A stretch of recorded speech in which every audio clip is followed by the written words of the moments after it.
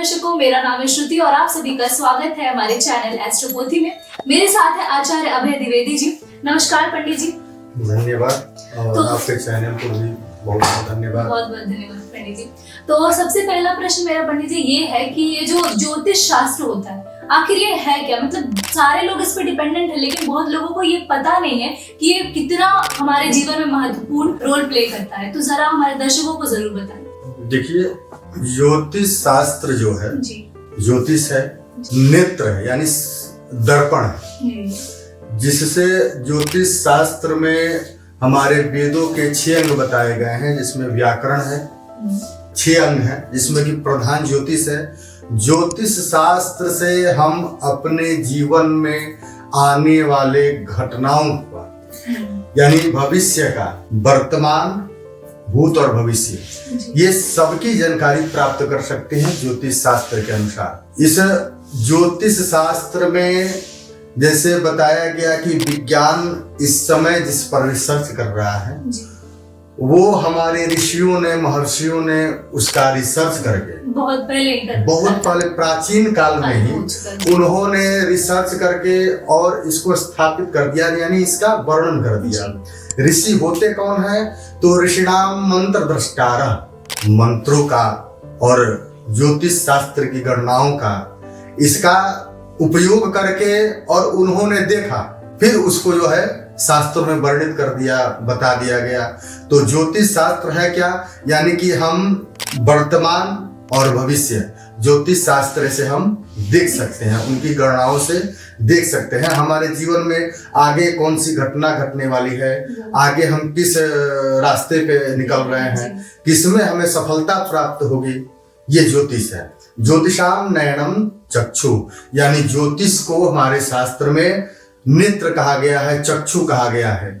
एकदम दर्पण की तरह, जो भी दर्पण में हम क्लियरेंस दिखाते हैं, साफ दिखाई देता है, अपना चेहरा देखते हैं, वैसे ही ज्योतिष शास्त्र से है हम अपने जीवन में जो भी घटनाएं आगे घटने वाली हो, वर्तमान में जो भूत में घटनाएं घट गई हैं उसकी भी जानकारी हम ले सकते हैं ज्योतिष शास्त्र से। हाँ, और भविष्य में भी जो घटनाएं घटने वाली है उसकी भी हम जानकारी ले सकते हैं। तो ज्योतिष शास्त्र का जीवन में बहुत ही बड़ा महत्वपूर्ण है और पूरे भारतवर्ष में या पूरे देश में कहिए, इस ज्योतिष शास्त्र पर 99% लोग विश्वास करते हैं और इसी से अपने जीवन यापन की शुरुआत प्रारंभ करते हैं और अच्छे से जीवन यापन करते हैं। तो बहुत बहुत धन्यवाद पंडित जी, आपने बताया कि आखिर ज्योतिष शास्त्र होता क्या है और कितना महत्वपूर्ण है ये हमारे जीवन में। तो पंडित जी, मेरा दूसरा प्रश्न ये है कि जो कुंडली होती है ये होता क्या और इसमें हम क्या क्या देख सकते हैं, ये हमारे जीवन पे कैसे प्रभाव डालता है, मतलब कुंडली में क्या होता है ये बताएं हमारे दर्शकों को। जैसे कुंडली, ज्योतिष शास्त्र में कुंडली जो है, कुंडली के माध्यम से ही अपने हम जीवन काल के वर्तमान, भविष्य, भूत सबको हम देख सकते हैं कुंडली के माध्यम से। तो कुंडली में हम ग्रह गोचर पता कर सकते हैं जी। हमारा भाग्य कैसा है, कौन सा ग्रह कैसे प्रभाव डाल रहा है, किसका क्या प्रभाव रहेगा, कब दुष्प्रभाव होगा। कुंडली है क्या? जैसे कि अब हम किसी घर का निर्माण करते हैं जी। तो किसी घर का निर्माण करने के लिए जो भी उसमें सामग्रियां लगाते हैं, जो भी उपकरण लगाते हैं, तो सबका संचालन कहाँ से होता है, कैसे होता है, क्या, ये सारी जानकारी हमको प्राप्त होती है जी। इसी प्रकार कुंडली यानी जब हमारी उत्पत्ति होती है, जब हम जन्म लेते हैं, तो जन्म से ही भगवान निर्णय कर देते हैं, सारे उपकरण हमारे ऊपर लगा देते हैं। जैसे घर में, घर की आयु हो गई, घर में ठंडा कैसे रहेगा, तो इसके लिए हम एसी का उपयोग करते हैं। हवा इत्यादि के लिए हम लोग विंडो लगाते हैं। ये सब चीज तो उसी प्रकार भगवान जब हमारा निर्माण करते हैं, हम उत्पन्न होते हैं, तो उसी समय से ग्रह गोचर यानी हर एक स्थान पे भगवान के द्वारा अपने कर्मों के अनुसार भगवान वो कुंडली निर्माण करते हैं। उस समय के हिसाब से कुंडली बनती है।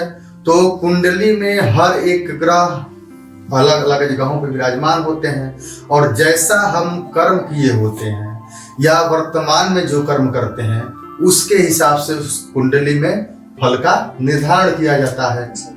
तो ये तो हो गया कि फल का निर्धारण कुंडली में हो गया, कौन ग्रह कहाँ बैठे हैं।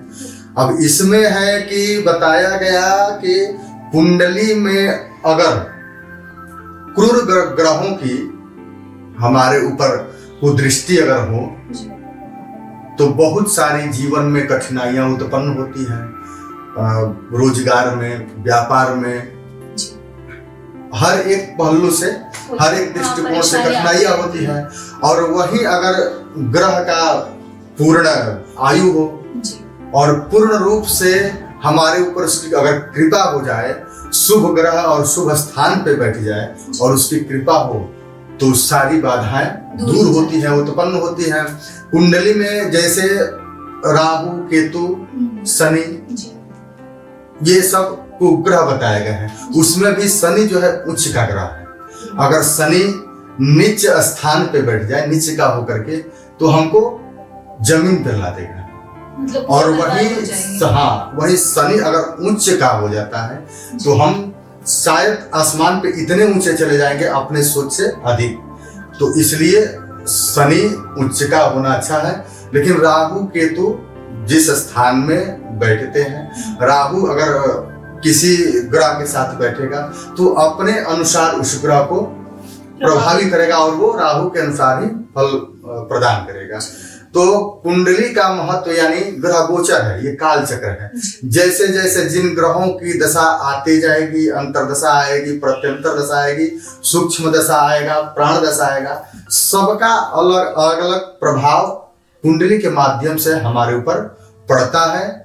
ये कुंडली में हम यानी अपने जीवन में जो भी घटनाएं घटित होंगी और घट रही हैं, इसकी जानकारी हम कुंडली के माध्यम से कर सकते हैं।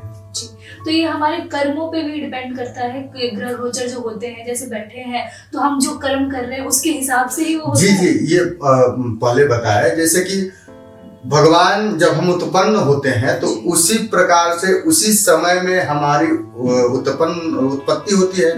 यानी हम जन्म लेते हैं तो जन्म लेते हैं उसी टाइम टेबल के अनुसार हमारी कुंडली निर्माण होते हैं। तो जैसा हमने पूर्व में कर्म किया हो, जैसा कर्म किए हैं वैसा उसी के अनुसार हमें फल की प्राप्ति होगी। तो कैसे होगी? तो उस अनुसार जब हमारा कुंडली निर्माण होगा, कुंडली बनेगा, उसी हिसाब से कुंडली निर्धारण करता है कि आपने जो कर्म किया है उसी हिसाब से कुंडली बना और उसका प्रभाव जीवन में पड़ता है। तो बहुत बहुत धन्यवाद पंडित जी, आपने हमें बताया कि कुंडली का क्या प्रभाव पड़ता है हर एक के जीवन में। तो आगे ऐसी ही जानकारियों के लिए हमारे साथ जुड़े रहें और हमारे चैनल एस्ट्रोपोथी को जरूर सब्सक्राइब करें। धन्यवाद।